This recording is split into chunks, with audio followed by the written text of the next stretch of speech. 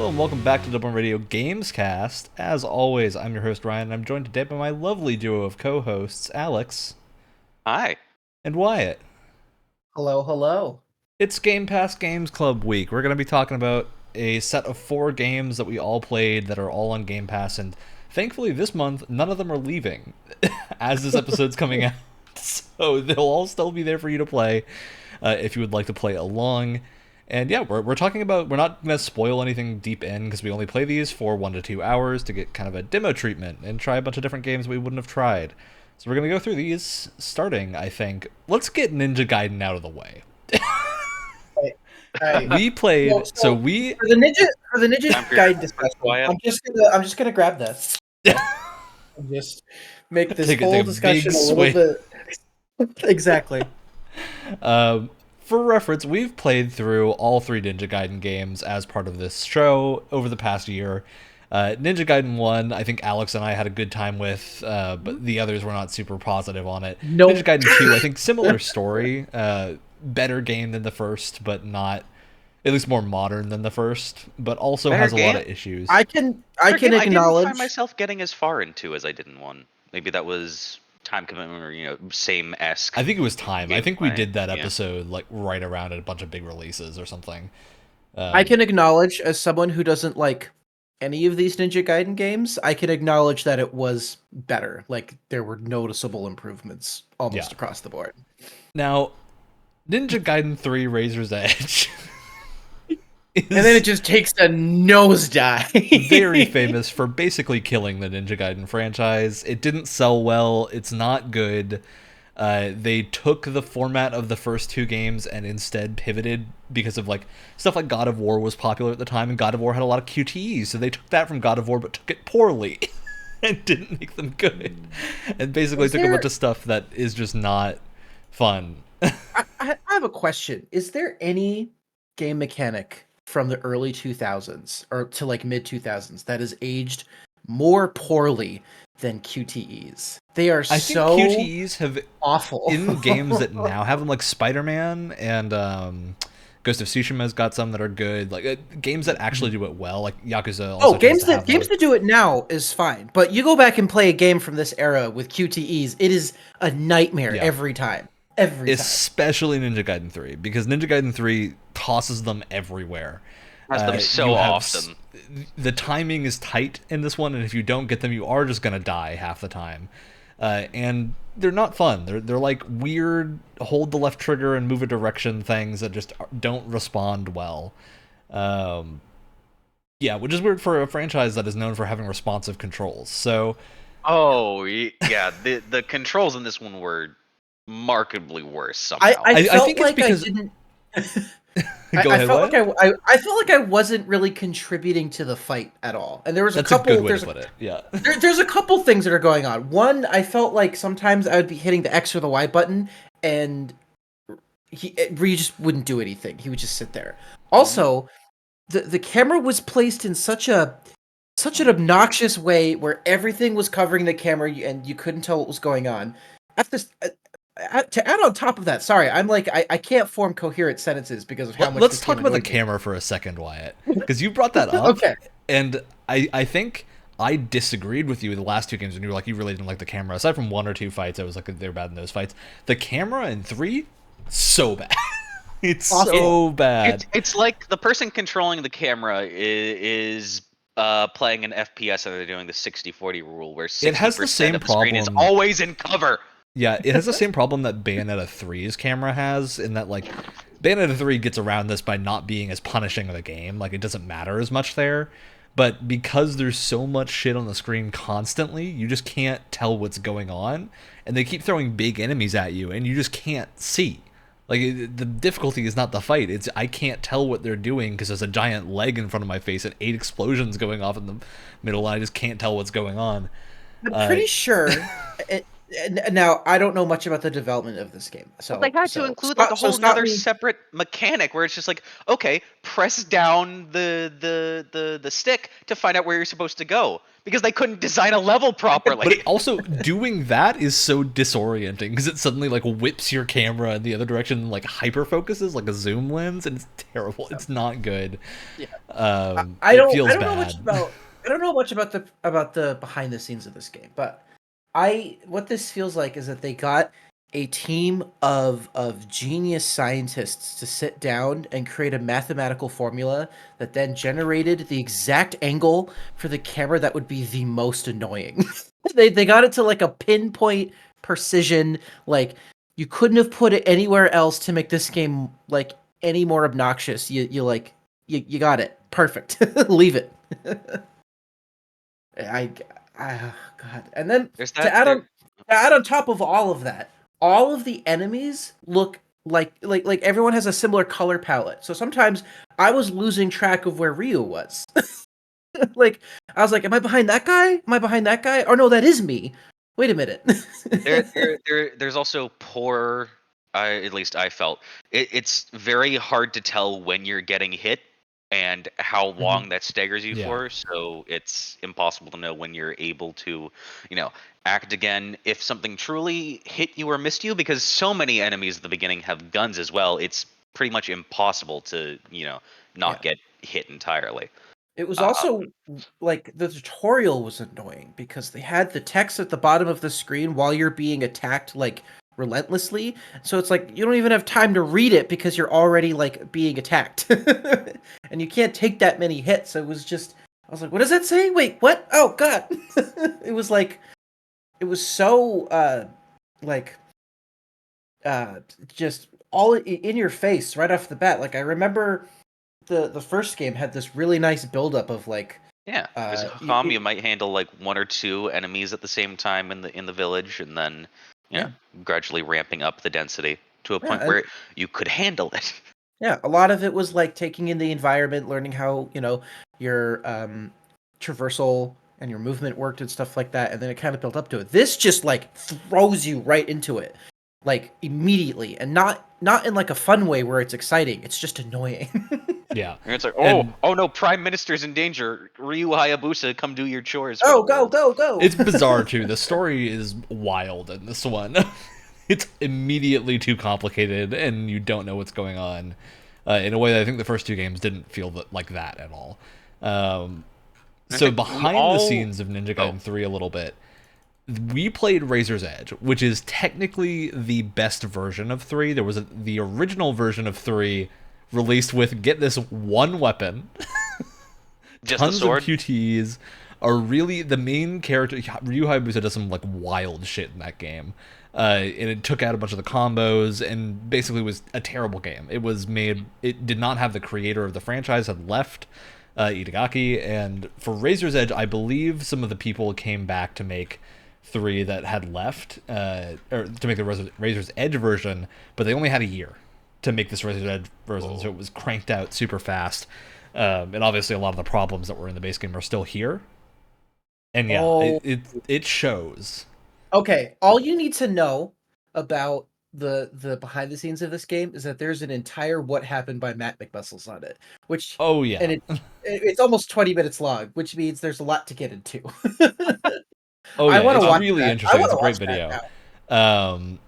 It's wild. Razor's Edge, I think the thing here is the combat is probably on par with the other games, but because of how visually messy everything is, it's super hard to tell what's going on. Like even if the combat is as good. Did they manage to get in the combos and stuff that you had in the previous games? They did manage I was to not able to the execute them after. You have to unlock a lot of them. The past two games. Okay. Yeah, you have to go through and get the thing, which isn't great. It feels weird. That first like robot fight too was so okay. So we have all at least made it to the spider tank. Yeah, I think most of us quit pretty quick afterwards. I got to that second boss fight and I was like, nope. You got to the second one. Oh wow. Nope. What's the second one? It's some asshole in like a mask, and it was, Oh. oh god, it was so awful, it was so terrible.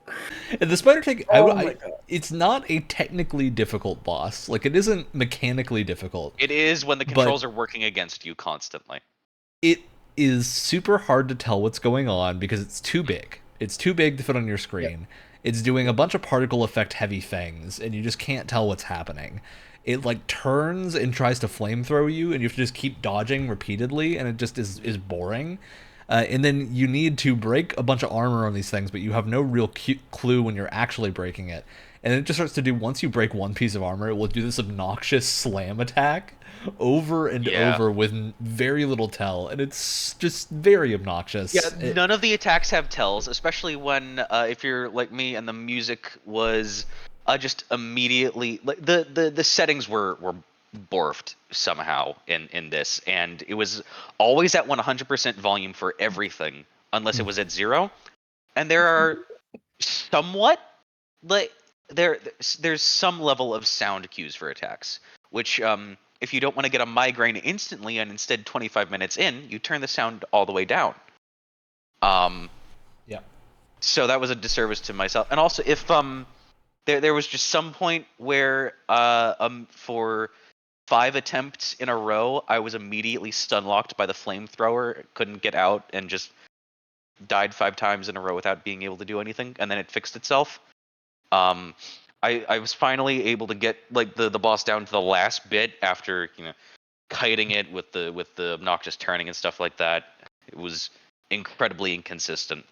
To get its weak point to show for the final attack thing, I get to it, and the controls are just so awful. I can't jump up to the platform where it is to hit it. Oh, okay. I had a similar issue, but it was worse. Yeah. I couldn't jump up to the platform to hit it. It took me way too long to get up there, and then when I finally did, it did its stupid like blue circle attack and killed me. I was there. I was so close to finishing.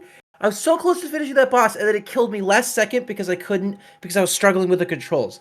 I had to put the game down for like 10 minutes. Getting on that ramp is not easy. You have to like hit it pixel perfect to get on, and it will slam if you jump mid slam. It knocks you back and you have to go back. It's so obnoxious. Most annoying bullshit in a game I have seen in years. Yeah. It felt like a boss that was designed in Ninja Gaiden 1 that is like the worst boss in the game. And the thing is, Ninja Gaiden 1's bosses were generally very good. So it's like it, and I wasn't angry at the game because I wasn't angry at the game. I wasn't angry at myself. I was a little angry at Ryan for making us do this. I was cursing Ryan's name the entire time. I was nowhere near like how furious I can get at other games. I can't wait to make you two play Wolong. Because Wolong's good. Wolong's not bad. Because I was like, okay, maybe I can find like some enjoyment in how goofily bad it is. No, I've accepted my fate as to how horrible this is. But to have a game of this caliber give me the 3rd worst migraine I've ever had in my life to just try to deal with it. So many flashing lights and like random obnoxious sounds. I'm surprised you got as far as you did, to be honest. Like, I'm stunned.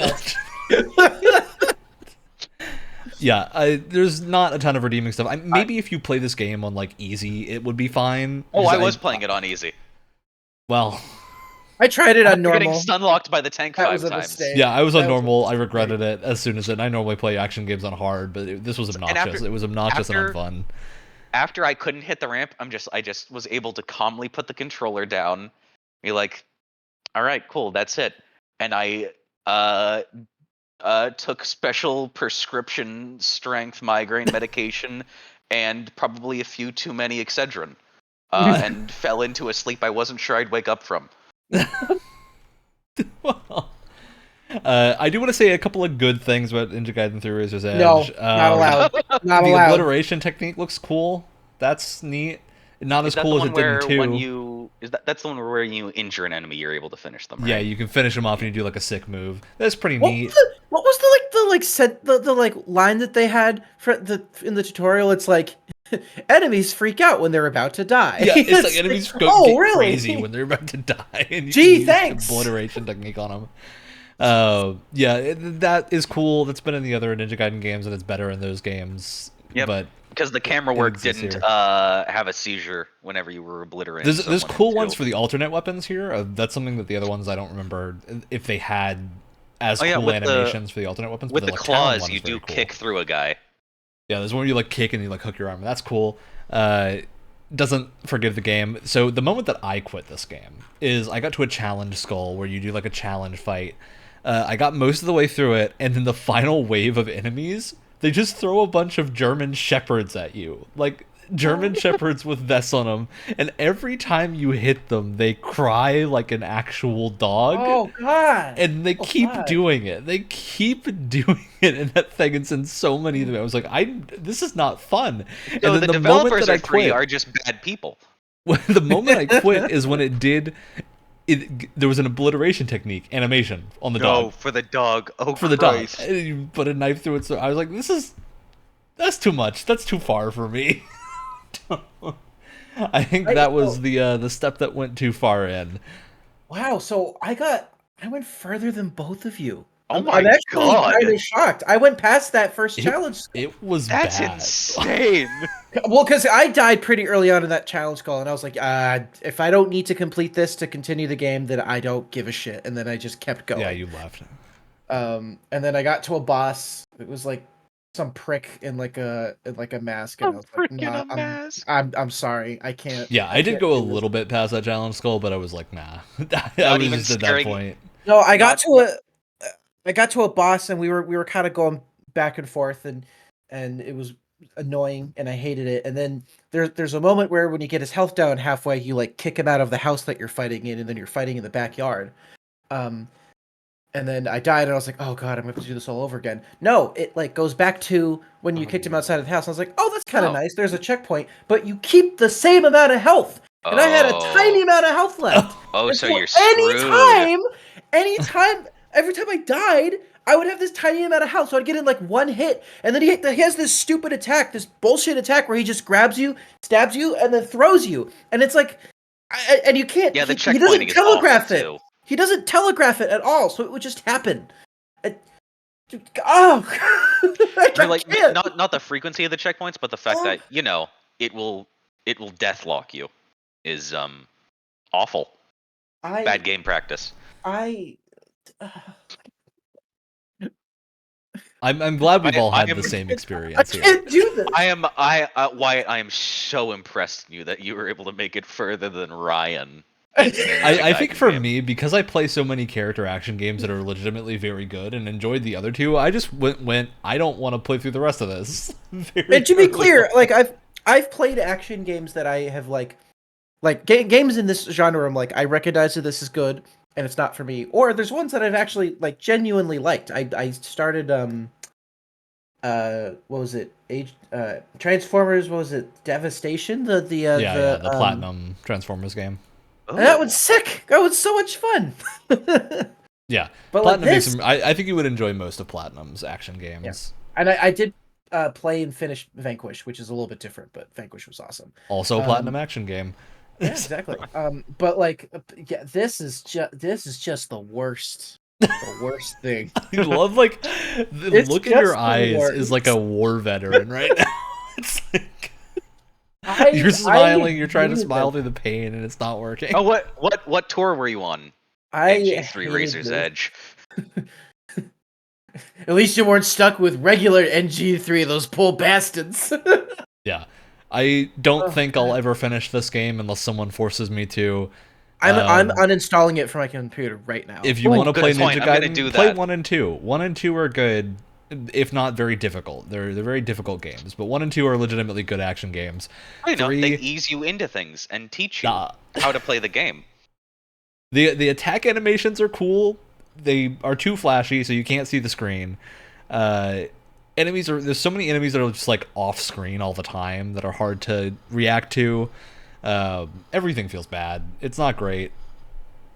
Maybe some hardcore Ninja Gaiden fans will enjoy it, but I doubt it. Let's move on. Get out of Who here. wants to go Gladly. next? I'll go next. I picked Sea of Thieves, which, thinking about it now, is kind of a difficult game to describe because it's so its own thing. um, Open world, I guess shared world pirate game. You can crew up with just you or three other of your buddies in three different size ships and go on wacky pirate cartoon adventures. You can do different quests and voyages and stuff for certain factions. There's like story missions. They also have DLC content that's like themed around Pirates of the Caribbean and Monkey Island and stuff, which is fun. Fun to Uh, sequence break Monkey Island.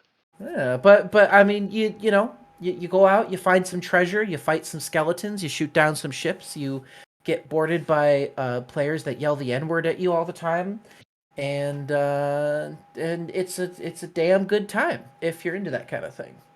Yeah, I think this was the game that we played the most of because we played a good amount of this game. Wyatt and I did, I think, 2 separate like 5-hour sessions, in addition to the multi-hour session we did with you and other Alex. So In addition to all the times that I've played this game with other friends over the years. yeah, a number you of know? like solo sessions, and we did a lot I of was like- shorter ones too. So Monkey Island, the Monkey Island bit was ridiculously fun for Yeah. what it was we could great. play until the motion sickness took over. Yeah, yeah, in total, so we played a good amount of regular Sea of Thieves, like adventure mode. We did Wyatt and I just together did part of the Shorebreaker, Tall Tale, Shroudbreaker, Tall Tale. We did a couple of those, and then with the whole group, we did the Monkey Island stuff, which was very fun. So we've got a good experience of like a lot of different systems in this game. And yeah, let's start with Monkey Island because I think that's the thing that we were all there for. Then Wyatt and I can get into our thoughts on the non-instanced stuff.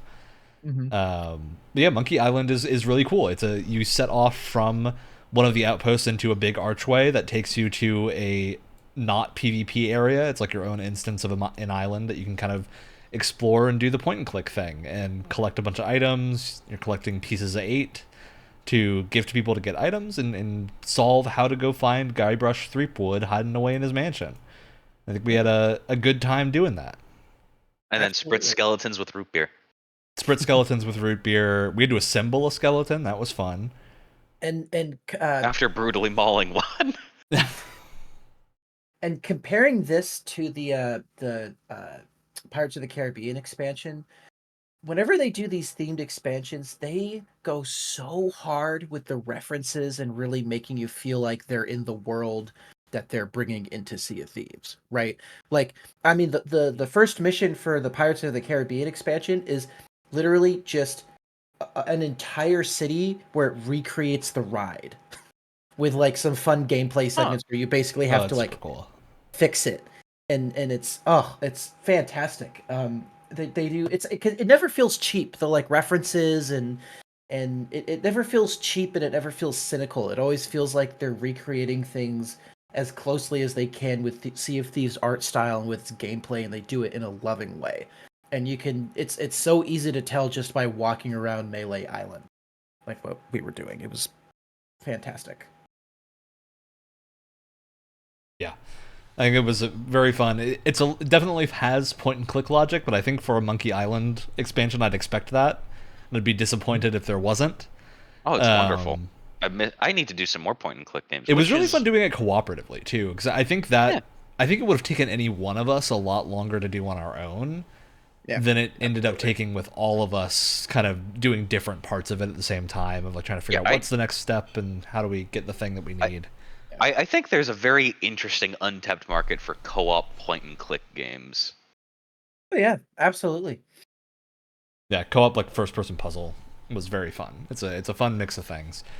And it was a point and click logic that wasn't stupid. Like when you play Myst, sometimes you're like, "What? Huh? How's I supposed to figure that? What are you talking It's about?" stupid, but it's like obviously stupid. Like it points you in the right direction. It's stupid in the funny, like comedic way that Monkey Island lands so well. Yeah, there's a guard Sense of that's like humor is a wonderful. he's like a ghost, but then you can also see a skeleton underneath. He's like, "Oh, there needs to be a changing of the guard, and I need to So my buddy comes along, and you're thinking to yourself, "Oh, there was a dog that was chewing on a bone earlier. There's like a rib cage that's in a like a jail and stuff." And you're like, "Oh, maybe I have to like recreate a skeleton." And you kind of come to those conclusions naturally, or at least we did. We didn't really look up anything. Because the bones and everything are in the areas you've been before, but they've just been set pieces until you think you can do something with them. I imagine if we were playing solo, we probably would have at some point had to look something up. With the four of us, I think we were able to brute force most of the solutions by sheer force of numbers, looking across the island to find ways to get to the areas we need to get to. So I think that was the ideal way to play it. It felt like we were able to actually, because none of us had looked at this before, we were able to solve it naturally and had enough manpower to kind of go through and pick our way through in a way that didn't make it too difficult, or too point and click logic-y. Yeah, that was very fun. It's not a combat focused thing; it's mostly a puzzle thing, and you get. Although we did only play one mission, there are multiple. Yeah. What I will say is, if it follows in the footsteps of the Pirates of the Caribbean stuff, there will be a lot more combat focused missions.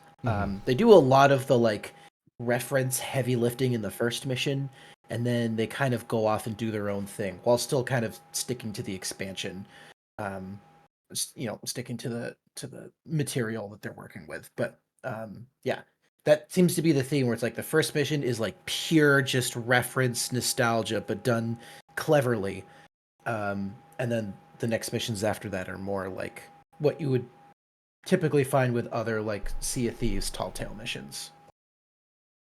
Yeah. All right, let's get into the regular Sea of Thieves loop, because this is the bulk of what Wyatt and I played. It's the bulk of what most people playing Sea of Thieves are probably playing, unless they're like me and don't like PvP, and so do all the non-PvP stuff. Which we'll get into. Yeah, I'll say our first actual session of this game, we had a really good time. We ran into a bunch of other players, but none of them were aggressive. We wound up playing music with a different group as they were looting a shipwreck. Which is very fun. Then we wandered off on our own separate ways. So that was, I think, the sort of quintessential experience that I liked of this, was getting to wander into other players. And because I hadn't had the negative experiences that Wyatt had, I was not immediately jumping to, this is going to be awful. From now on, I will. we had those negative experiences afterwards, which have since soured me on that idea. But at the time, it was fun to be naive for a day. A naive child. For a day and get to experience fun stuff. While we just ran around doing some island missions and whatnot and getting gold and loot. I would say in terms of a lot of your missions are there's essentially three different types. There's a lot of variation, but there's three different types. There's you get a treasure map. You got to go to the island. You got to dig up the treasure maps and bring it back to a guy. You have to take cargo from one island to another in a certain amount of time. And there's also go hunt skeletons and bring the skulls back to these other people, right? The interesting thing about it is that for a lot of these missions, they really don't hold your hand that much. Especially the gold hoarders missions where you have to go out and find treasure chests to bring back. A lot of it is, hey, here's a treasure map. Here's the island. That we're not going to tell you what the island is called. You have to go to the map and look for it. It's that looks like the same map, so we're going to go there.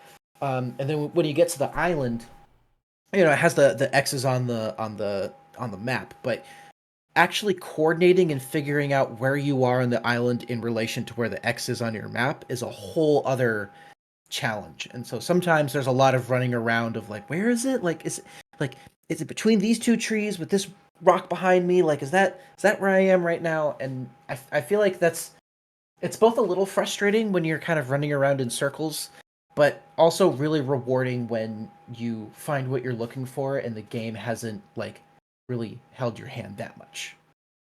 Yeah, I definitely agree with that. I think one of the cool things with Alex, when we were playing, we did a mission to run to an island to get a chest. And then we wound up finding 5 other hidden things on the island and having to do a bunch of puzzles to find other chests that were hidden there. And that's fun. That's the fun experience of doing the pirate stuff. The paces mechanic is also pretty neat for some of the puzzles. too. Yeah. There's a lot of just neat stuff in this game. Like you were saying, there's a lot of riddles that'll tell you where to go on a specific island. But again, you kind of have to figure it out for yourself. It's like it's all kind of poems and rhymes, so you kind of have to Like based on the figure shape of out the what it island or means. something. Yeah, it's really interesting. And it's like, oh, with this specific thing at your back, walk 5 paces forward, and you're like, what do you mean paces? But if you hold open your compass, you look down, you look up at your compass, and then you walk forward, it specifically animates and there's a sound for your like individual footsteps. And so it's like that's 5 paces. Just really cool, subtle mechanics that Sticks to again its really theming bolster. really well. Yeah, yeah, without being too frustrating. It rides that line really well. Yeah, and the other bulk of the game is sailing. You have a pretty in-depth sailing system here where you've got people that can helm, and you can helm the ship and steer it. You can be raising and lowering sails and like matching their angle to match the wind to get you more speed. You have an anchor that you can raise and lower that factors in, and if you're fighting other players, you can do funky anchor turns or get stranded because they knocked your anchor down. You have to now go undo the anchor. You've got cannonballs and cannon fights obviously happening, and that's another very fun part of the game. As long as you aren't getting absolutely trounced on. Yeah. We've got the Um, experience of. the ship designs are great. The sloop, which is designed for 1 to 2 people, I always push back when people are like, "Oh, it's a great game. It's just not fun to play solo." I always push back on that because it's like, no. This can be fun solo. I mean, as long as you're not running into other players who just want to grief you, because then it can be really difficult if you don't know what you're doing. But the sloop is designed so well that you can easily sail that thing solo, Yeah. and you can go off and do whatever missions you need to do. It's very doable solo, and I would argue, like, very fun solo. Yeah, we'll get into the thing that I think has Alex and I most apprehensive, which is other players. Oh yeah. Because Hate me Wyatt and some I, PvP. the reason that Wyatt and I couldn't get further in the Shroudbreaker quest is because other players kept blocking us on the one island we needed to go to. So we had to server hop, which resets the quest and resets the island that you need to go to again. So we Which in basically had to theory, completely redo the quest. to be fair, that's a great idea. If you want to replay this mission, you Yeah, have makes it to. replayable. It makes it replayable. Totally fine with that. Um, but in our specific situation, we didn't know that. I forgot because it had been a minute since I had played. I forgot that was a thing. And so we're going to the same island. We're like, oh, there's no one there. It's perfect. And then we're like, oh no, it's the wrong island. And we're all the way on one side of the map. Oh, Yeah. It's just annoying. It's like because if you run into because we were on a sloop, if you're unlucky enough to run into a brig or a galleon, especially ones that are good at PvE, being myself a player that has not played this game before, obviously not very good at PvP. Why you don't do a lot of the PvP and are probably also not that great at it. And I'm so not. Yeah, yeah. I so avoid it whenever possible. and you warned me about this right before we started, but oh boy, the combat is kind it's of not great. awful feeling with So hand to hand. we have to separate combat up a little bit. Ranged combat, totally fine, feels good. The Ship shots combat feel. feels good. Like the ship Ship combat's combat very feels good. good. The combat, 2/3 of the combat is fine. It's swordplay and melee combat that sucks. It feels terrible. Like it's not even whenever we talk about Starfield and Starfield combat, like it has to be baseline fine and then like acceptable, and then that's fine because that's the kind of game it is. This doesn't even reach that level. It feels bad. It's very floaty. You do a very basic, just like 1, 2, 3 combo, and there's like a lunge that you can do, but the wind up is so long, and if you miss your target, you're sitting there for like a solid second catching your breath. It just feels bad, which Yeah. is a shame. And apparently, this is after they've already done a combat update. I wasn't playing this game before that, so apparently it was even worse at one point. That how did the game survive with it being like It that. barely did. Well, because the rest of the because game is good, right? Like the combat is a relatively minor part of the game. It doesn't need to be great when you're fighting skeletons and whatnot because you're focused on a lot of other things at once, and the puzzles are the best part of the game, I think, by far. I think what would grate on this game if I were to play it long term is I think progressively the more I play, just wanting to do the piratey stuff and or the adventure-y stuff and go to the adventure quests and whatnot is really going to be other players, because I had a great time our first session with other players where we had a lot of just really good interactions. Our second, our two PvP fights that we wound up having were terrible because not only is the PvP, we're not good at it, which I can forgive that. We did the match-made PvP once, and that was fine because the other team wasn't hurling very hard insults our way and whatnot. They were just clearly better than we were. And that wasn't grating on us because we'd opted into it and everything. You have to go through a process to be like, hey, yeah, I do want to do the PvP here. And we were like, yeah, let's try it out and see how this is. We're not good at it. In the actual open world PvP, what we found is it's 90% just people griefing you, basically, if you're a new player or something. Because there's two things that happen during the PvP that makes it insufferable. One, if your character dies, you respawn on your ship. Seems fine. That makes sense. The problem is enemy players can board your ship. So if they get below decks with a blunderbuss and you're trying to respawn, they're just gonna wait there and camp for you and just wait for you, while their other buddy is pelting cannonballs at you and to your ship, and there's nothing you can do about it. All while they're yelling horrible, horrible things at you. Bad system. And then the other problem is, oftentimes in our experience, when our ship gets downed once and then we respawn on an island and try and go back on our merry way, they're not done with you. They're going to keep chasing you. They're not done. So it's if they're onto you and you're anywhere near the same area as they are and they see you, you basically just have to leave the server, because they're not going to stop hunting you because they get some kind of sick pleasure out of just ruining other people's day. Yeah. I do wonder how bad it would have gotten to, because the players that were hurling hard R's and whatnot around, they had sent us a party invite and an alliance invite before, so I'm wondering if they would have done the same thing but directly to our faces, not through the voice chat if we had joined that party. Probably. Yeah. Absolutely. Yeah. Not great.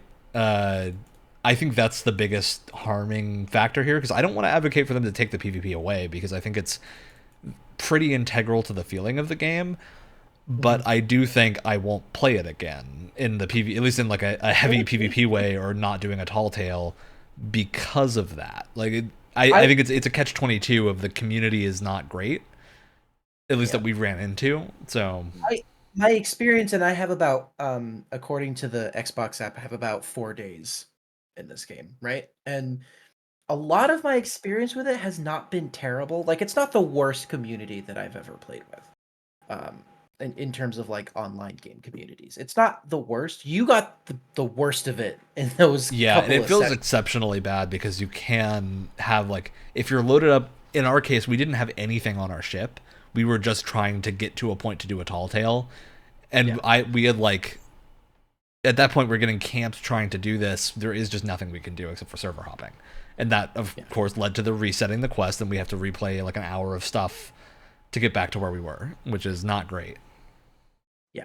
Yeah. It's really unfortunate, and something that I was saying to Ryan while we were getting grief like this. I was like, I think the solution is, because there's a ton of ship customization, and you can fly certain flags that, in theory, there's a friendship flag that you can fly where it's hey, I'm fine, I'm not gonna those people are going to get griefed the most. No, that's the thing. The people who are grieving everyone are the ones flying those flags because they want you to lower your guard. It's terrible. But I think that the solution is to have a flag that you can equip where it's hey, you that makes you immune to PvP damage. You can't even engage with me at all, right? You're just going to be wasting your cannon shots, which in theory can be abused in a sense where it's you can if you are in PvP with someone, I can fly this flag and then I can repair everything so they can't attack me and then take it off again. But if you limit it to you can only change it at maybe it's a feature that you turn on when you go to outposts and stuff. So if you're really not feeling up to it, you just want to Or do you can tall only tales do like it when you start your game or something. Like you have to opt into it yeah. at the start. I think there are solutions to it that are never going to be a like perfect solution, but I think I think it is what's something stopping new players from playing this game. I think that is largely absolutely. the thing. Of it feels like it's incredibly hard to get into as a new player because if you're not there for the PvP, you are just going to get PvP'd on repeatedly, Yeah. which is not a great experience. And you can have like a cool story to tell from that. Like tons of people, like lots of YouTube content is basically solo players having cool stories of how they outran or like outsmarted other PvP crews or whatnot. But those people have been playing the game from day one. Like they've gotten very good at it. They're very dedicated. I think if you're a casual player or someone who just wants to play the pirate stories, which are very good, um, there's just tons in the way from it being very enjoyable because you're gonna get these bad experiences.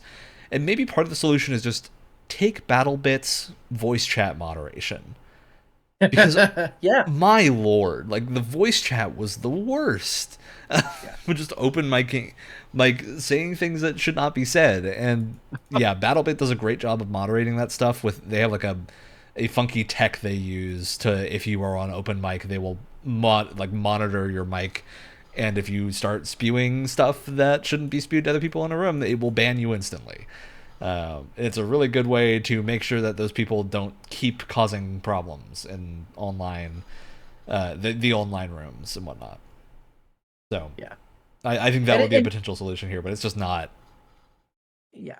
And it's such a shame because like when you're not worried about other players attacking you, you can have such a fun time. Like the sandbox here has so many like interesting opportunities, Yeah, right? Like you can there's like a big harpoon on each ship that you can like that you can shoot out and you can like anchor your ship around if you're trying to make a tight turn, or you can get a bunch of the loot back on your ship without having to like ferry it across the water constantly. You can even like attach it to your own to your own like crewmates and throw them back on your ship and stuff. And yeah, there's just so many cool. There's even a tall tale where you use a you have to like read the constellations and the stars to figure out where to go. Just so many cool missions and like sandbox mechanics, and it sucks when all of that doesn't matter when you're being chased by a bunch of assholes. yeah.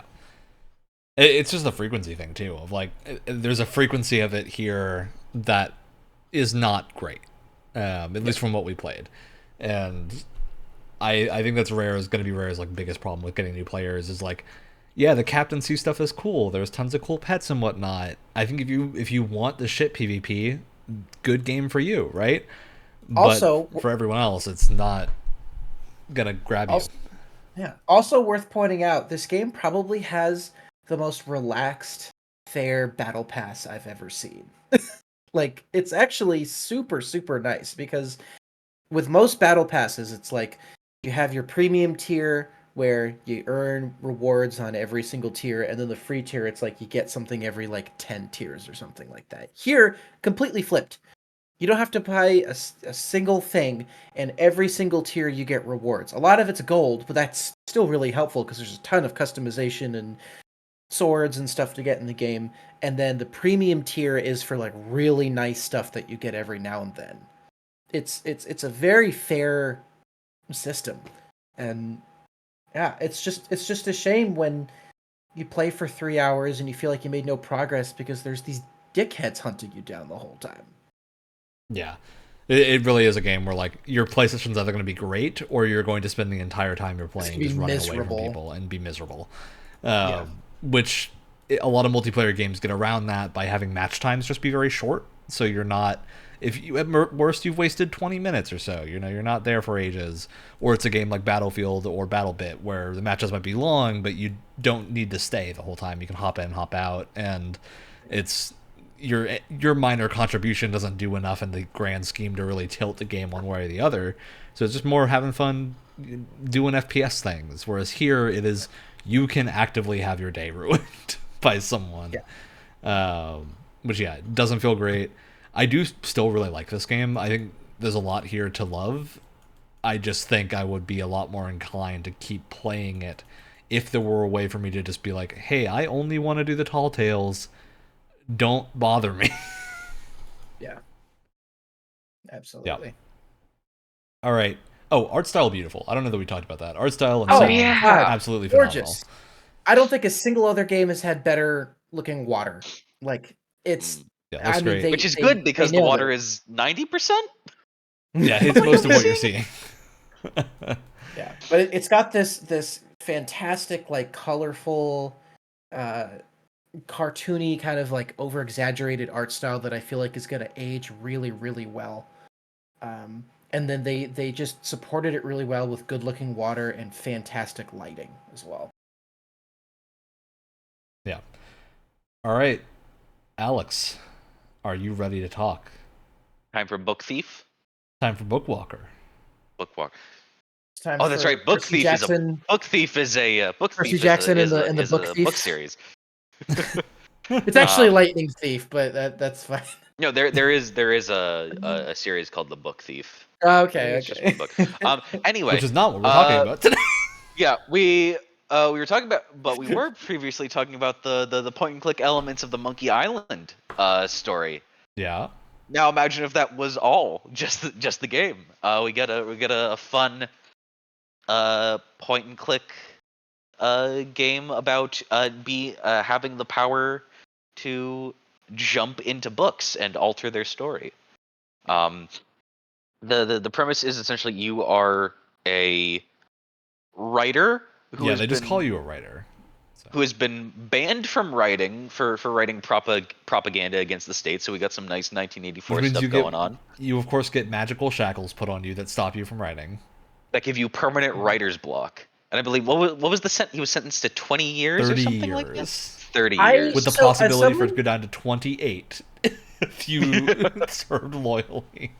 So, as someone who didn't know a single thing about this, I just wanted to go in not knowing a single. I just knew that it was called Bookwalker and it had this really cool looking character design. I had no idea what was going on, and that in a good way. Like, I got this strange letter where it's like, "Yeah, you're not allowed to write. Sorry, you've been sentenced to." And I was like, "What?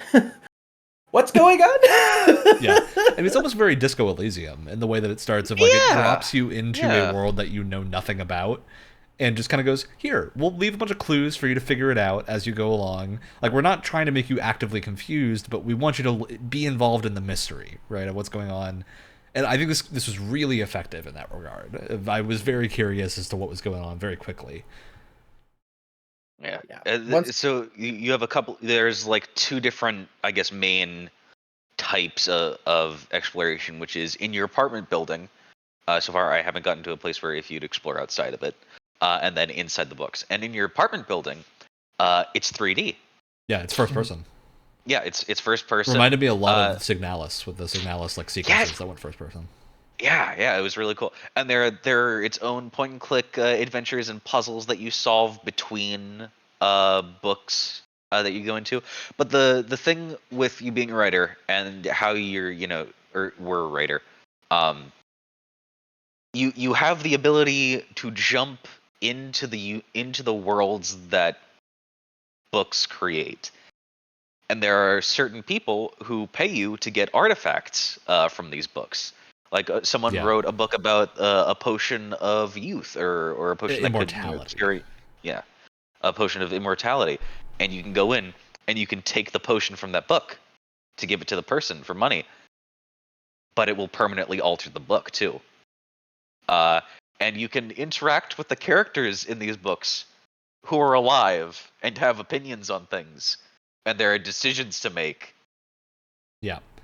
It I think is a very effective storytelling method because it's just super cool. Like, I think a lot of people have like imagined the scenario, like, what would it be like to go to your favorite fantasy thing or whatnot? Like, people always talk about, hey, what universe of like a game or a movie or a book or something would you want to spend a year in or something?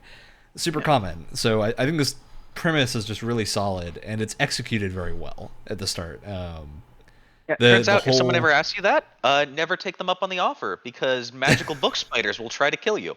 Yeah, that is the story of this book. I was gooped I was gooped when I saw like a giant spider come out and attack, and I was like, oh, we got like a turn-based combat system now. Yeah. What's happening? Yeah, with some fun like ink magic based mechanics. Those were cool. The different Yeah. things you could use ink for.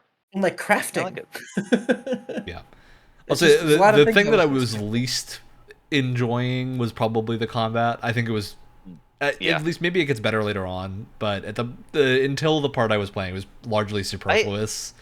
Typically in point and clicks, at least for me, I prefer it if combat is fewer and far between and a lot more gimmicky than just normal Yeah, like turn-based also a stuff. puzzle.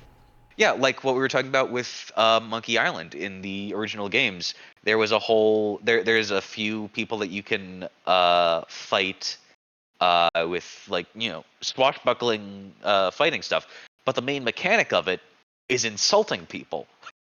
And you need to like collect all these different insults to come up with the perfect combination of you fight like a cow, or what a coincidence, you fight like a dairy farmer or something like that.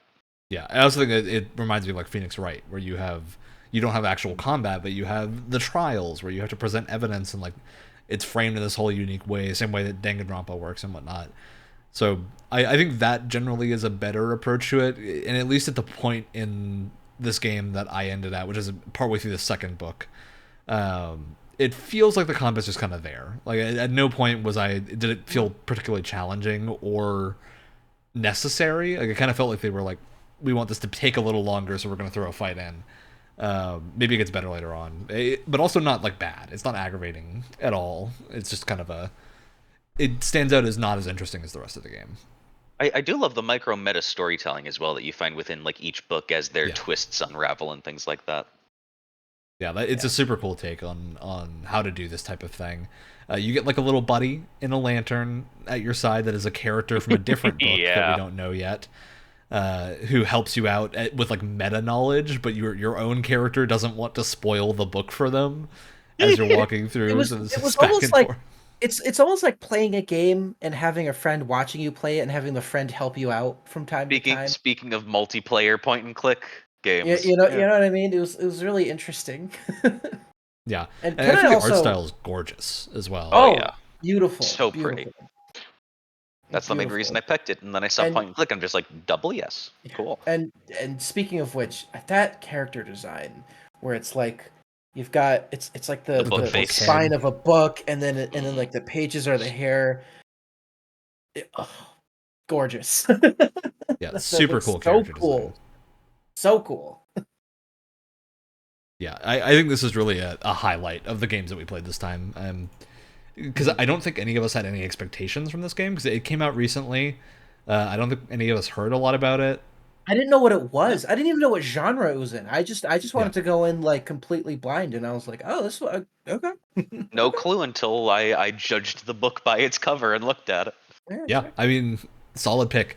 I think this is probably the game of this batch that I'm most likely to finish. I don't know that I will, because as we've talked about before, this is an insane we have a lot of stuff coming up, and I'd like to. I'm certainly not uninstalling it from Game Pass. Yeah, I have heard this game's not super long, so I might actually try to run it through. I think like I saw someone like completed in like anywhere from 4 to 8 hours. Yeah, it's below 12. We can just check. The Xbox app does just tell you, 6 hours for main story, 7 hours for completionist. So totally doable in a relatively quick amount of time. But yeah, super stylish. The story is very convincing so far, and I'm looking forward to seeing where it goes.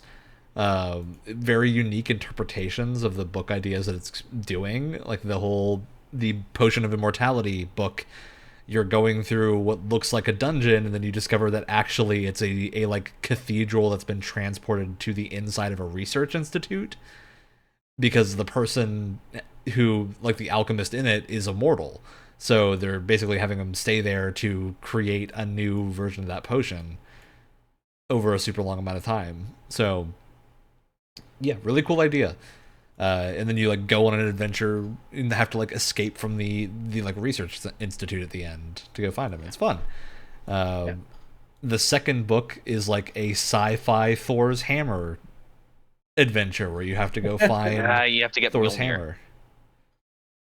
Yeah, and I'll say at the second book point, I haven't had to make any choices yet, so I'm curious to see when the choices come in the second book. But Yeah, I think the majority of like the choices. So I've heard that there's like more impactful ones. The majority of them I've seen is like how book certain characters in the books will view you that you may or may not see again, but also how much you'll get paid if you'll get paid at all.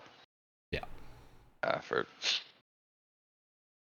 I could forever yeah, sneeze. relatively simple game though. This one, unlike Sea of Thieves, is not a ton of complicated stuff to go over here, but I think just a really solid adventure. I'm just having a lot of entertainment watching Alex try to keep this sneezing. This is why we do the video podcast. All right. Anything else to say about Bookwalker? Wyatt, Alex, do you guys think you're going to try and finish this game? Did you like it? What's your take? I I have a hard time with point and click adventure games. And on paper, they should be totally my thing because I love narrative based games, and a lot of games in this genre should really appeal to me. Small problem. Uh, I have ADHD in the brain, which means they're really slow games like this, or slower games like this. My like ADHD goes into overdrive mode, and it's like I need to be doing other things. So like when I was playing it, I was like, I really like the writing here. This concept is so interesting. The art style is great, but I had to keep putting it down because of my stupid ADHD brain, my monkey brain. and that's a shame because there's so many. Like I'm somewhat interested to go back and try older Monkey Island games and stuff, but I just don't know if my brain would be able to like stay calm enough throughout the whole thing. I would love to. I don't know if I could make myself do it though. Yeah, you should try to finish Bookwalker and see how far you get, especially if it's only 6 hours. I think you might have a good time. Well, I do want to briefly mention there's another reason I might not finish. There is Bookwalker. another problem for you. That's right. Yeah. There's another problem. While I was playing the game, I was getting screen burn-in, which has never happened on this monitor before. I would like to mention it's not an OLED monitor. And when I saw it, it was very intense, and it like scared the crap out of me because I got this monitor relatively recently, and I like worked really hard to get it, and to not have it even survive a year would I would lose it. And so I don't want to go back to this game because it's the only game that has ever done that on this monitor. And I will have you know, I have sat in the Halo Infinite like multiplayer menu for quite a while before getting back into a match sometime. Yeah, also mention, why did I have the same monitor? I did not have this problem, so it's definitely like a monitor production thing. It's another Wyatt problem thing? strikes Because, again. Is it a monitor thing? Because there's games that I've left on the same like pause menu start screen for way longer than this game, I have and it's no never idea. been an issue. So the only time I've ever gotten burn in on my monitor is when I put my GameCube to go to my monitor playing one particular game, WarioWare on the GameCube. It was like Gold Mix or something. And it went to my monitor. It's got like a weird UI because it's a port of a Game Boy game. So it's got like a 4x3 UI like blocker that puts like, you know how certain games will have artified sort of like cabinet sides basically they put on. You think it did that, and those cabinet sides burned in for a little while. And I was super confused, and the only game it's ever happened for never happened again. So I don't know, man. Technology's wild. The only thing I can think of is that like the text in the start menu, because I was getting a little bit of it while playing the actual game, but it mostly came from the pause menu. Was that the text was white, and I was like, okay, like if you have a bright white light on the screen, that tends to make it worse. Yeah, but then there super are other bright games, colors will do it. But again, there's other games that have had white text, like very bold white text that I've sat in the most games use an off-white. It's like the same way that our Double M Radio background screen is not pure white. It's like a beige off-white a little bit, just because that reduces strain for a lot of things. So I think most tend to not do that. It could very much just be this game is using pure white, and that is causing the burn-in on your particular monitor. But respect to the developers. No, I'm good. All right, well, let's talk about Hardspace Shipbreaker now. This is Alex W's game. He's not here today to be able to do it because he had a big power outage for multiple days. Sucks. But yeah, Hardspace Shipbreaker. I think I would guess most of you guys have not played a game like this before. Not I don't not think I have, really. no. No. This is a spaceship deconstruction game where you're working for Lynx and you gotta throw the parts to pay off your debt. You gotta deconstruct spaceships and get the parts sorted so you can make money to work off all the debt that you have acquired. And Oh, Acquired purely by getting this something job. something a little bit like it that I played is Teardown. yeah, Teardown is a little bit similar. I don't know if this will come as a surprise to you guys. I think this was my game for this episode, like my favorite game that I played. Really? I loved this game. I thought this would drive you batty. Why? No, I was playing this literally up until the second before this podcast. Like I came back to play more of it. I love it. So I've owned this game since early access because the company that makes it, let me make sure I'm getting their name right, made a lot of games. They've done the Homeworld remasters. They're doing Homeworld 3. So lots of other very good stuff. Blackbird Interactive. Yeah, they've done a lot of games that I've really liked. They did Minecraft Legends as well. So we played that game on this show as well. Interesting. Yeah, I think they're a good studio. They make a lot of different stuff, but right now they're working on Homeworld 3. Or, yeah, Homeworld 3 I think is the one they're on. The new Homeworld and not the remaster of an old one. And yeah, they did this as like an early access game that they crowdfunded, or not crowdfunded, but funded through early access over the course of like 3 years and released it. And it's basically a like peaceful ship dismantling game. I am curious what difficulty people played on. I've tried all three difficulties. The one where your shifts aren't timed.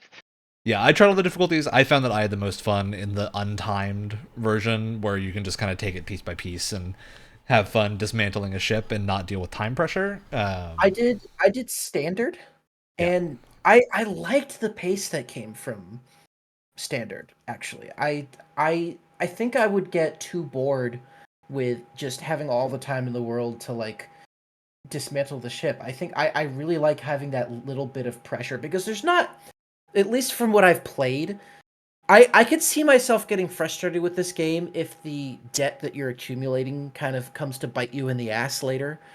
Because I'm getting a lot more efficient at taking apart ships, but the first time I took apart a ship, I also had a very interesting first experience with this game where I think I accidentally hit free play and not career, where there's no tutorial. But I didn't know that at the time, so I just thought the game didn't have a tutorial or there was a bug or something. So through a combination of context clues and the internet, I figured out how to play. And then I went. That you were able to figure out with context clues that they gave. And then I saw, oh, there's a career mode where they have a tutorial.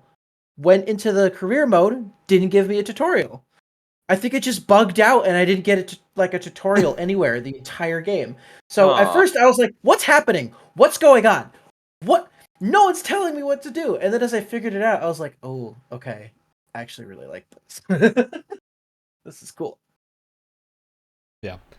You've also got a fun narrative going on with your buddies doing their own ship breaking in the different docks. Fantastic voice acting. Yeah, really good voice acting. Yeah. You've got a lot of different variety in terms of ships. There's only like 3 base classes, but they're very different based on if they're like a science ship or a cargo hauler ship or whatnot. You'll have different like hazards in the ship, different things you have to do. You can get like, once you get to the stage where you have reactors, you have to learn how to like clear a path to get the reactor to the barge as fast as possible so it doesn't go super critical and cause an explosion in the middle of your I haven't gotten to anything that complicated yet. It's not super complicated. They're very easy to take care of, but it is a case of like you have to like pick the right moment to extract them and throw them in the barge, because once you pull them out, you only have like a minute or so to get them to where they need to go. I could see myself getting bored with this game later on, because I think the part that I've been really enjoying is like slowly improving the efficiency of taking ships apart. It's like I put two and two together somewhat early on, where I was like, oh yeah, if I use what's it called, the little, like, not the tether, but what's the tool that the tether Grapple.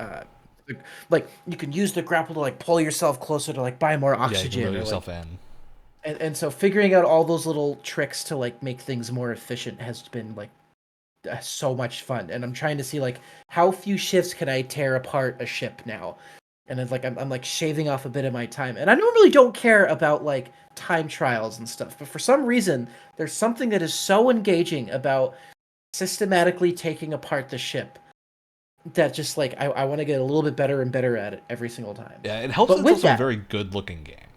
This is oh yeah, a very pretty game. It's got good sound too. oh yeah, yeah. The particle effects for your like cutter, where like the sparks are coming out and stuff, that Mm-hmm. looks great. There's something about when I was playing this game that makes me worried about playing Starfield. Because like there's not spacewalking or anything in Starfield that I know of. There's zero G. The 0G, but we don't know if you can go 0G in space, which I would But assume means you can't. But my God, this game was another motion sickness nightmare.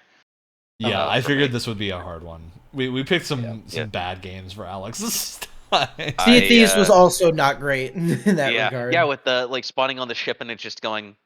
Yeah, it's Oh well, and we started the game on the edge of a storm, so it was even like worse. It I usually like just like, I guess, somewhat mindless, but also just like tearing down stuff in video games with destructible environments and things like that. I don't know why this one wasn't clicking, because that maybe it was like the motion sickness I have a being feeling it's the predominant, motion or stuff, because this game also has a HUD that like does the thing where it kind of moves with you when you move a little bit, and it jiggles and it doesn't stay in one place. yeah. And The HUD has before this game was picked, I had recently saw there was a video by a YouTuber, Seth Sintech. I never know how to pronounce it. Sintech. Good old Seth. About this. Oh boy, the final mission. I'd like to be able to play through this game to get to the final mission, because it's so different from the rest of them. But oh boy, my tummy and head. Yeah. No. I would say if you think you might like the gameplay of this, try Pressure Washer Simulator. That's also on Game Pass. Or House Flipper is another good game kind of like this. It's more complicated than Pressure Washer, but is very much a chill, relax, do your own thing, but it doesn't have anything that would make you motion sick. Whereas, for sure, Hardspace Shipbreaker has motion sickness stuff in it.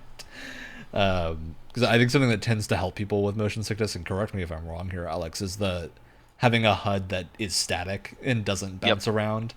Yep, lack of head bob, not having to move around in 3 directions. You only having to worry having to about rotate and see the world like turn on its end. Yeah, I can see how this game is kind of a perfect storm for motion sickness.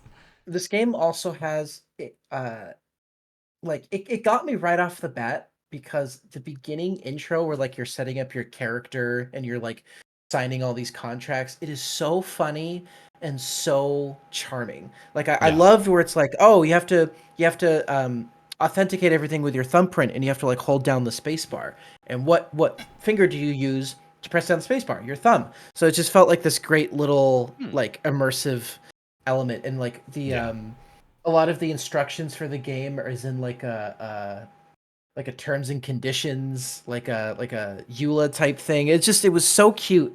And I that's another part of the game that I love, is just how like unapologetically horrible Lynx is as this like giant corporation that you're working for. And I love too where like it shows you your debt and all of these things.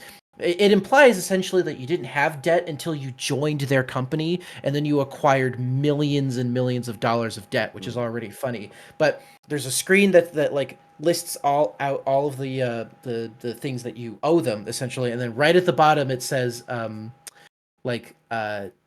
debt display screen. So they're charging you just for showing you your how much you owe them. It's so great. It's really funny. Yeah. It's like how trying to view your credit score makes it go down. Especially because the premise is that you're joining this company because you were in a little bit of debt and couldn't get out of it. And So you're like, oh, And well, now doing it's this high-paying job, and now it's so so much much worse. Yeah, and it's so subtle too. Like it doesn't it's not obnoxious and in your face. I feel like they tuned it just right in that regard. Yeah, it's very funny to start out here, and I think you can see now why I was excited for Minecraft Legends from the studio that made this, and why I'm disappointed in Minecraft Legends. I think retroactively I'm more disappointed now. Yeah, retroactively, like I saw the heights that they went to, and then yeah, I think this is definitely a great game. It's something that I'll probably keep coming back to. I've never gotten super far in, but I always come back and do a ship every now and then, just have a fun time playing a space-themed dismantlement game where you can rapidly depressurize an environment and send yourself rocketing in the wrong direction. And There are is you gonna do to explosive get- decompression in this game, Wyatt, later on. Oh, I can't wait. I love a lot of the problem solving that they have you do. Like I remember the first ship I was doing, I stripped everything right down to its like skeleton, right? And it was just like but it was too heavy to like move around. So I was like, what do I do? And then I saw like the structural beams and I cut them in half and then it cut into two separate pieces and then I was able to move Like those. now I was it's like, oh, light enough to move. that's great. I think you and will like, really enjoy this game more as you get in, Wyatt, because they start adding layers onto that of like now you have to deal with electricity as a hazard, and so you need to find like junction boxes and tear them out so that the ship doesn't electrify you. I do have the like hazard clearance to do that. I don't think I haven't done any of those ships yet, but I am like cleared to do those. Yeah, the electricity ones are not too bad, but once you get to decompression reactor. and reactors, it's a lot more interesting, especially with like the time pressure that you went with. I think will be very fun to solve those problems. When I saw what kind of game it is, I was like, okay, I guess I'll play it for an hour and a half or two, and then I was like, this is. I like surprised myself. I was like, this is. Well, that's why we do this show, is to try and like surprise ourselves with games that we wouldn't have otherwise liked or ever tried. And even if it's like a survival game situation where I'll play it for a bit and get really into it, and then as the like pressure kind of subsides, I kind of lose interest. Even if that happens for this game, it's on Game Pass. It's fine. Yeah. You know, that just means it's a great Game Pass game for that in a different way. All right. Well, I think we've all talked about our impressions of this game. Alex, I apologize for giving you motion sickness. But I think almost unavoidable. Every game that 50%. he didn't pick was a horrible motion was a sickness bad- nightmare. Oh yeah, 3 times. So hopefully the next one will be lighter. Our next game Please for pick a Game 2D Pass side Games Club- scroller. Our next I game- beg you. Our next game for Game Pass, we're not going to do any space games because Yeah, that no space clearly games, won't nothing work for crazy. Alex. That being said, Being said, it's Starfield. Our next episode is going to be entirely Starfield focused because it's coming out on Game Pass and we're all interested in playing it anyway. We figure we'll just use the episode next month to do a Starfield themed episode. I might We're need more than probably a not going month. to do a full spoiler cast at least that month. We might do a full spoiler cast later on, but I know I'm not gonna get any of the main story done. yeah, it's like I don't think any of us are going to finish the game by the time that we normally do this show every month and a half. I don't know. So, I can know life a game pretty well. So I can do that. with the interviews that have come out, I think I have a theory, and I am so excited to find out why the new Game Plus is story relevant. yeah, like they've released some interview. wild stuff in these interviews, and I'm very excited to see what that actually means. Yeah, we'll have a full Starfield centric episode. We'll probably talk about it a little bit at the in 2 weeks on the podcast after we've all gotten a chance to play it a bit, and then we'll go into a full episode's length Game Pass style discussion about it and talk about the stories that we have played and what parts of the game we're doing. Because I think we're all planning to do pretty different builds, so it'd be exciting to see how different our experiences are. And then we'll return to the regular format the month after that. So we'll have a nice break from the usual and do a Starfield-centric episode. While Brett and I also use the extra time to play Armored Core because we're losing our minds over Armored Core. Yeah, that's the episode. We're going to do shoutouts now. Who's got something to shout out? I'll start. So to prepare for Starfield, I picked out a relatively well-known sci-fi character that I want to replicate for my build. That being Malcolm Reynolds from the show Firefly, which is what I'm going to shout out because it's one of my favorite TV shows of all time. Disclaimer: Joss Whedon's a prick. He's a piece of shit, and I hate him. But unfortunately, he's a really good writer, and he made one of my favorite shows of all time. I hate him, but I love the show so much. And if you haven't seen it, it's on Hulu. Please watch it. It's fantastic. I love Alex have a shout-out. posing from out of frame. I have a shout out. Because I was originally accidentally almost going to shout out a product, but I'm not going to do that. Instead, I'm going to show what I... Oh, this is going to get interesting. I just saw you What's trying to lift that, happening? and I'm so concerned. Instead, I'm going to show happening? what I made for dinner. I was like, do you just have a full skillet out? It is funny. There's that little. It is a nice little. It's a nice little summery soup with orchidea and thick cut ham and some spring peas in it. Nice. Everyone in this Yeah. podcast is a better chef than me, and it's embarrassing. I just love for a second I thought Alex was gonna pull out a sword with the way he was holding it. I was like, what's going on? I thought maybe it was gonna be a giant like Gundam model or something. Yeah, so No. I've got a two-part No, shout out to do. First part is just Armored Core. It's really good. Go play Armored Core 6. It's excellent. Very difficult. Be aware, it is probably more difficult than most Souls games. Oh, But in a different way. It's difficult in that you need to have the right build going into things, and if you feel like you're bashing into a wall, you probably are, and just quit the mission and go change your build. Or buy some new parts, because it's probably the parts you're using and not your actual skill. Armored Core is a very different game than Souls, like, because of that. But they've designed Armored Core so like you can sell things back at the price that you bought them. just and- in Don't case there hate was the player, anyone else. hate the build. Just in case there's anyone else out there that thought that they were making another Souls like, nah. For reference, No. I did 24 tries on Baltheus because I didn't buy the gun that they suggested you buy before the fight, and so I was stubborn and didn't do that, and I couldn't beat him, and so I quit the Do they mission, often- bought the gun, and then came back and beat him in one try. Is Baltheus the big missile guy? That's not the helicopter. Yeah. He's Do the they big often missile lord. tell you like suggested equipment before you head out, or? Not really. In that scenario, it kind of does. It goes, hey, you just unlocked this new gun. It's really good against shields. You don't see that enemies using shields until the mission after, so you may not have bought it. But if you do, you just quit and then go back and buy it. You don't ever lose more than like 10, 20 minutes of progress if you quit a mission. And you can redo your build anytime you die. You just can't buy new parts. So if you had the part already and just didn't have it equipped, you could easily change it out at the checkpoint instead of having to go back and buy it. But I was a fool and didn't buy it, and so I had to go get it. Second half of the shout out goes to Tyrone. Now, Tyrone, I don't know if either of you two know about the story of Tyrone, okay? Tyrone is a Starfield leaker. He leaked a bunch of Starfield information. Not good information or anything. Like, he's not a good leaker. What happened is he stole a bunch of stuff from his warehouse. From a warehouse that he works at. He was selling it on a Mercari store. Yes. And leaked Starfield footage, and in the Starfield footage that he leaked, which was a terrible quality vertical phone video with a baby crying in the background, as every good leak should be. Oh my god.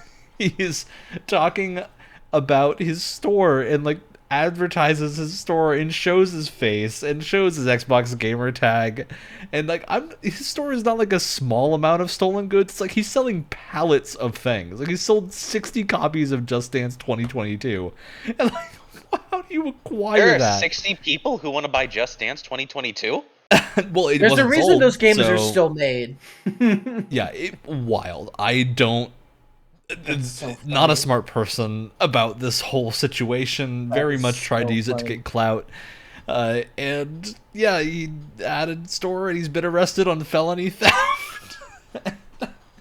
We're not going to talk about the leaks or anything. We're no Starfield God. spoilers here, but man, what a funny story. That's so hilarious. funny. What an Oh. incredible That's great. story. Hopefully, Tyrone rethinks his thieving ways and gets back out on good behavior.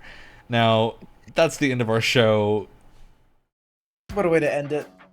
Way to end it with the story of Tyrone. What a way to end it. Oh, Tyrone. Now to find a time pod until Starfield comes out. Just I sit know. in a corner. Yeah, Dude, is his sentence going from 30 to 28 years with good behavior? I'm trying really hard to keep my hype in check.